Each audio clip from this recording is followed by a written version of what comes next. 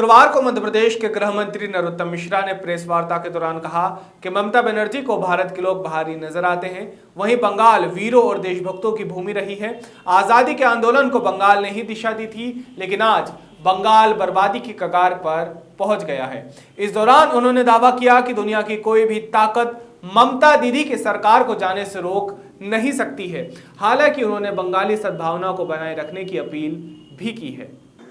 पहले तो मैं कल के हमले की माननीय राष्ट्रीय अध्यक्ष, राष्ट्रीय महासचिव नड्डा जी और विजयवर्गीय पे हमले की निंदा करूंगा, और इससे भी ज्यादा निंदा मैं ममता जी के उस बयान की करता हूं जो निर्ममता के रूप में है। ये जो निर्ममतापूर्ण कार्रवाई है, हम लोगों को वो बाहर का गुंडा बता रही है जो इस देश के नागरिक हैं, और जो पाकिस्तान और बांग्लादेश से घुसपैठिए आ रहे हैं उनको वो अपना बता रही है। ये निर्ममता की कहानी है। अभी पिछले लोकसभा चुनाव में बांग्लादेश के चुनाव प्रचारक उनने फिल्म स्टार बुलवाए, वो अंदर के थे। हम भारत के नागरिक प्रचार करने जा रहे हैं तो बाहर के गुंडे हो गए। हमारे जीवन का एक राजनीतिक इतिहास है। हम राजनीति के अंदर एक छोटे से कार्यकर्ता के रूप में बरसों से काम कर रहे हैं, तो वो गुंडे हो गए, घुसपैठिए उनके हो गए। पूरे के पूरे बंगाल के अंदर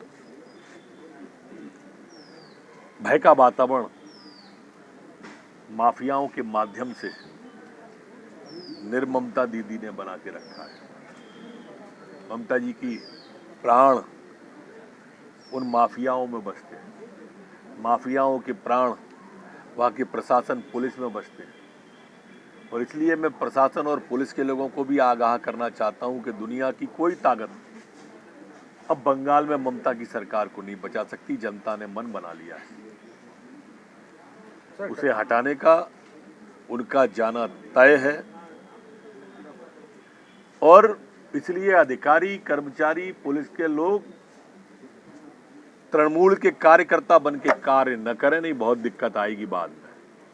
देखो, कांग्रेस की नीति अगर अच्छी थी तो वो ये बताए ना, हम जो नियम लाए, हम जो एक्ट लाए, हम जो कानून लाए, हम जो बिल लाए, अगर वो गलत है और उनका बिल सही था तो आजादी के बाद सर्वाधिक शासन उन्होंने किया तो किसान कर्जदार क्यों था?